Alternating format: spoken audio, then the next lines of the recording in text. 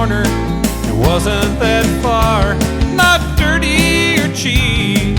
They've done it up nice. Of course you had to pay, but well, it's worth the price.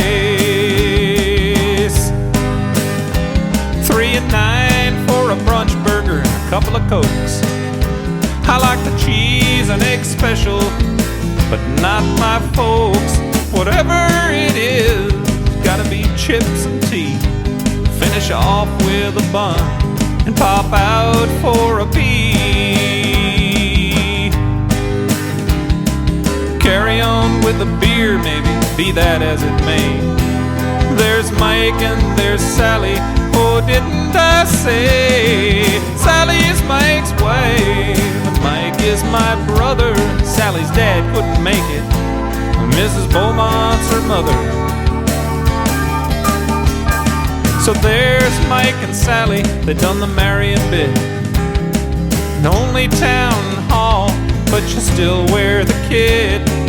Dad in a hat, me with a flower. It must have cost dearly, 'cause it lasted an hour. And the man who did it was fantastically clean. Hides behind a door where he cannot be seen. Then in he creeps with his black silk tie on, as if they're the first couple he'd set his eyes on. Well, last night I'd made an omelet, used Patsy's garlic paste. I squeezed on the lot, 'cause it said add to taste. But I should have skipped those eggs. My mouth came up red. I smelled and I sweated, and I went straight to bed. Sank under the pillow, thrashed the blankets to a heap. I thought maybe I could lose that stink with some sleep. I couldn't shut my eyes. Then in the morning I woke with some kind of a something just roaring.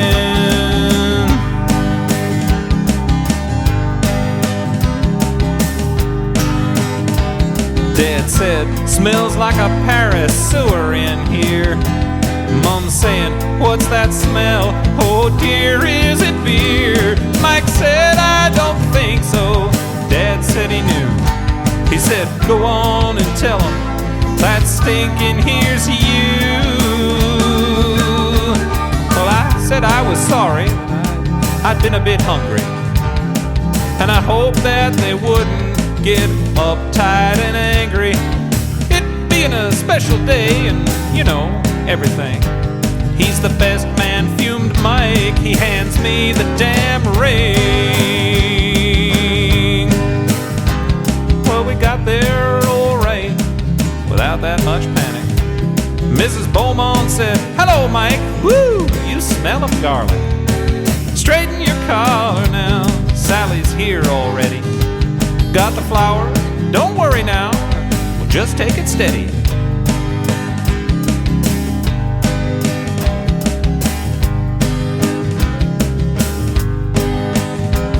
Well, we got to the Wimpy Bar in about 2 hours.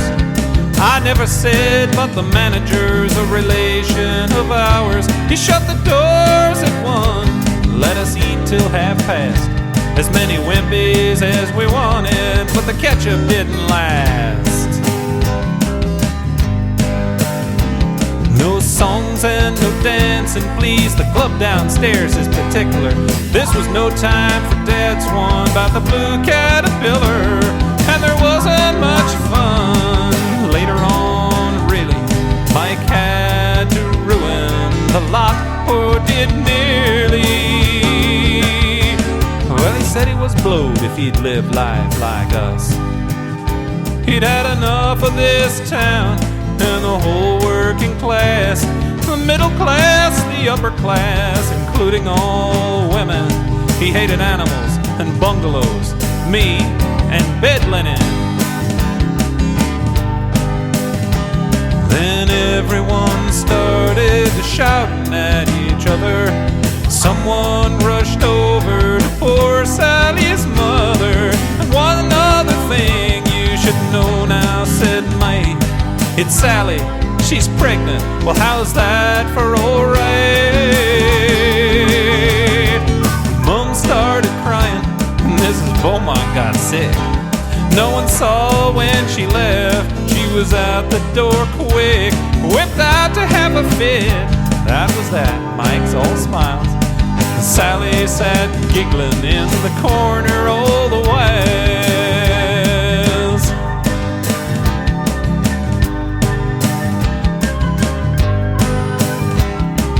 Dad winked then at Mike, sat consoling my mom.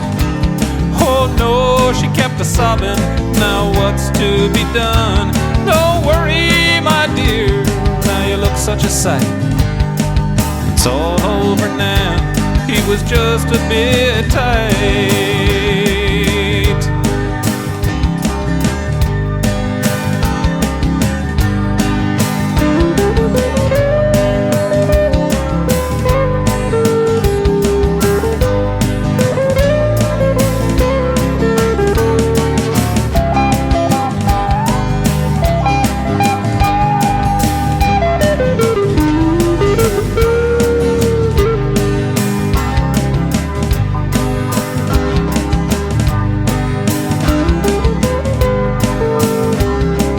3 hours later, we're sitting in the front room.